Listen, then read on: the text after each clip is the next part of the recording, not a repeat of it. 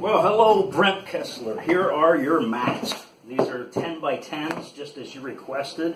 You can see they have a nice 1/4 inch backing to them, and you can fold them just like so, which is great, and they spring right back. So you can even, if you wanted to, you could put it in thirds and put it inside of your jacket pocket. I don't know how convenient or inconvenient that would be, but anyhow, that is a thought.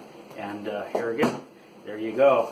These are, a little dirt on there. They're great, here again, because of the fact that you can spill stuff on them, wipe them right off, put them right under a sink. So much different than a traditional close-up pad, because of the fact you have to wring it out or air dry it, whatever. These, you just wipe them off, or take them to the bathroom, rinse them off, shake them out, and you're ready to go to the next table if you're a table hopper or a restaurant magician, bar, whatever. So anyhow, again, these are Brent's. So congratulations to you, Brent. You got some free stuff, my friend. So there you have it. Take care.